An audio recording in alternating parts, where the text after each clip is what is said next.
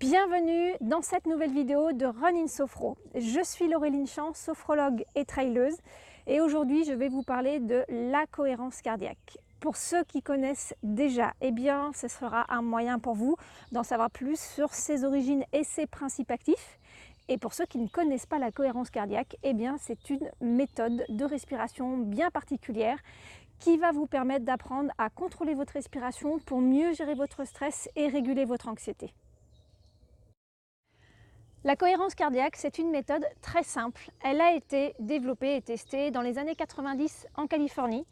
Et c'est grâce à David Servan-Schreiber qu'elle a été importée et développée en France et donc beaucoup utilisée dans les pratiques de méditation, de yoga, d'hypnose et puis bien sûr dans la sophrologie. Vous l'aurez compris, c'est une technique de respiration contrôlée qui a de nombreux bienfaits et de nombreux bénéfices sur la santé physique, la santé mentale et la santé émotionnelle.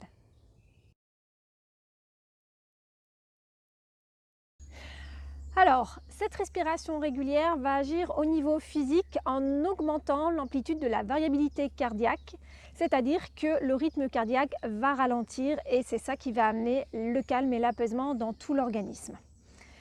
Cet état d'apaisement va ensuite se répercuter au niveau du cerveau qui va recevoir l'information comme quoi le corps est stabilisé et donc en réponse, eh bien, il va renforcer l'état de cohérence, d'équilibre et d'harmonie. Vous rentrez donc dans un cercle vertueux qui fait que ça va stabiliser le système nerveux et diminuer le taux de cortisol qui est l'hormone du stress. Cette hormone du stress, elle est importante à courte durée, mais sur une trop longue durée, c'est cette hormone qui fait des dégâts au niveau de l'organisme et qui provoque un grand nombre de maladies. Cet équilibre eh bien, va être important pour vous aider à aborder les événements de votre vie et vos événements sportifs avec beaucoup plus de calme, beaucoup plus de sérénité et donc beaucoup plus de positivisme.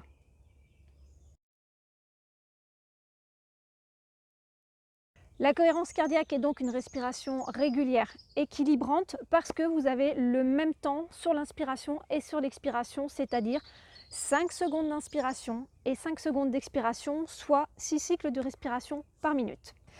Je vais vous donner un petit moyen mnémotechnique pour savoir comment vous y prendre. C'est la règle des 365, comme les 365 jours de l'année. Le 3 étant le nombre de fois par jour pour faire cet exercice, 3 fois par jour.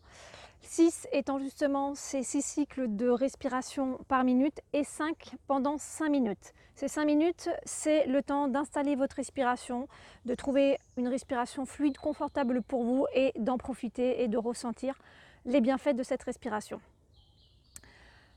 Le temps, pendant combien de temps? Eh bien, autant de fois que vous pouvez, autant de temps que vous pouvez, c'est-à-dire allez-y progressivement pour en ressentir les bienfaits, obtenir des résultats, eh bien c'est sur de la régularité. Si vous arrivez à faire seulement une fois par jour, eh bien écoutez, c'est déjà vraiment très bien pour pouvoir instaurer vraiment cet état d'équilibre et de cohérence dans votre organisme. Et puis, pour compter, comment vous allez vous y prendre? Plusieurs possibilités. Soit vous prenez la trotteuse d'une montre, sauf que maintenant de plus en plus de montres, eh bien non plus de trotteuse, ou alors vous prenez un chronomètre pour avoir vos 5 secondes.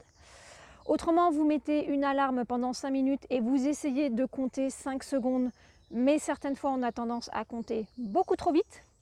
Et puis dernière solution, je pense qui va vous convenir, je vais vous mettre dans la description 2 liens vers une vidéo de Florence Servan-Schreiber avec une bulle qui se gonfle et qui se dégonfle pour travailler aussi au niveau du visuel. Et puis autrement, un lien vers une application qui est gratuite, qui est téléchargeable pour tous les téléphones, smartphones Android. Quelques petits conseils pour mettre en pratique cette technique. Faites-la à distance des repas pour que votre système digestif soit libéré, pour ne pas avoir mal au ventre ni avoir la nausée. Donc soit avant les repas, soit entre les repas, mais surtout pas après. La deuxième chose, en posture assise, ayez le dos droit pour avoir la sangle abdominale dégagée et même si besoin, vous pouvez ouvrir la ceinture, dégrafer votre pantalon pour pouvoir mieux respirer au niveau de la sangle abdominale. Et puis la troisième chose, eh bien l'inspiration et l'expiration se font de préférence par le nez.